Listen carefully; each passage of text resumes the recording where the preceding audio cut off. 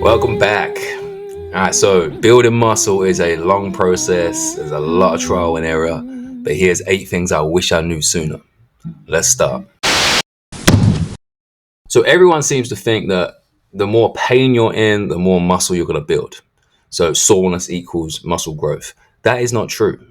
So it's all about mechanical tension. So rather than doing thousands and thousands of reps of push-ups, doing 10 heavy reps of a weight you can control, full range of motion, that's going to signal the muscles to build much bigger and much quicker than something that's just going to damage the muscles. So let's stop the 10 sets of arms and let's focus on 2 heavy sets, making sure you're reaching failure.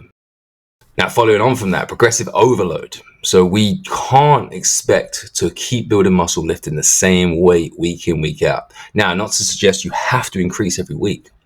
But if you are trying to improve in some way, whether that's more reps at the same weight, whether that's better form at the same weight, or just increasing the weight gradually.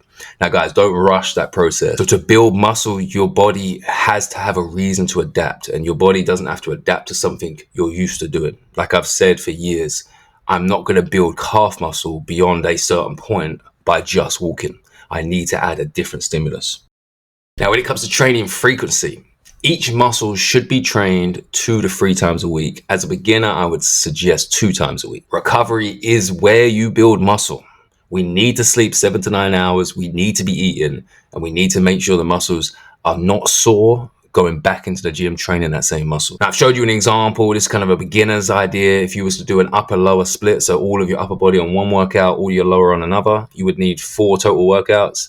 And it would look like this. So we've got plenty of rest in between. Whereas if you was looking at a full body split, so training every muscle in one workout, you would probably need to do it like this, especially as a beginner. If you wanted to, you could increase this to 3 times a week. Exercise selection. Okay, guys, so you don't need to deadlift. You don't need to squat, especially if you're a beginner. If you are feeling the correct muscle group, that is going to build you muscle. We don't need to be going crazy with these fads and all these new workouts you see all the time. Stick to the basics. Feeling the muscle contract the right way and in absence of cheating is so much more important than doing the most efficient workout. So stick to what you feel good doing. Now, you see online people talking about 2-3 hour workouts. That is not the way to do it. I would rather, if you're going to do 2 hours of legs, I would rather you do 1 hour on a Monday, 1 hour on Thursday. So that frequency is going to build you more muscle in the long term. If we're looking at an intense workout, an efficient, reaching failure on every exercise, 1 to 2 heavy sets per exercise, you cannot last longer than an hour. If you can last longer than an hour, the argument is you probably didn't lift heavy enough in that first hour.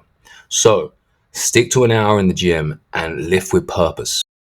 Now, what comes with this is tracking your progress. So you can't keep going to the gym guessing. We need to know what your max lift is at certain rep ranges. So if I know what my max is at bench press at 6 reps or what my max curl is at 12 reps, using those numbers, I'm going to know if I'm falling behind, so I'm not sleeping or recovering enough, or I'm not eating enough, or maybe a certain muscle is lagging behind the others that are progressing quicker.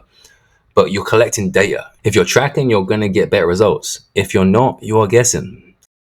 All right, nutrition. So this is the biggest thing other than sleeping. We need to replenish the muscle's energy. We need to be getting protein in to build muscle. If we're not eating enough, it don't matter how long you spend in the gym. So we got the numbers here for macronutrients, the protein, the carbs, the fats, and hydration. Water is just as important than all the other stuff. We need to make sure we're drinking plenty of water.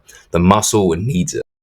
As for supplements, I'm not going to tell you to take any. I don't think anyone needs any. I personally take creatine and protein. Protein just from pure convenience to make sure I hit the amount of protein I need that day. And creatine is the most studied supplement on the market. It's got so many benefits from strength, power, muscle mass, helps you recover. And it's even been proven recently to have cognitive benefits. Please stay away from any fat burners, any of these pre-workouts with crazy chemicals. If you feel like you're lagging before a workout, a coffee and a banana. That's all you need. Building muscle doesn't have to be confusing. You just have to be consistent. I could talk about this for hours, but I have a no BS muscle building blueprint on my website. The link's in the description. I hope this helped. Like I said, next week I'm going to be dropping a no BS weight loss plan.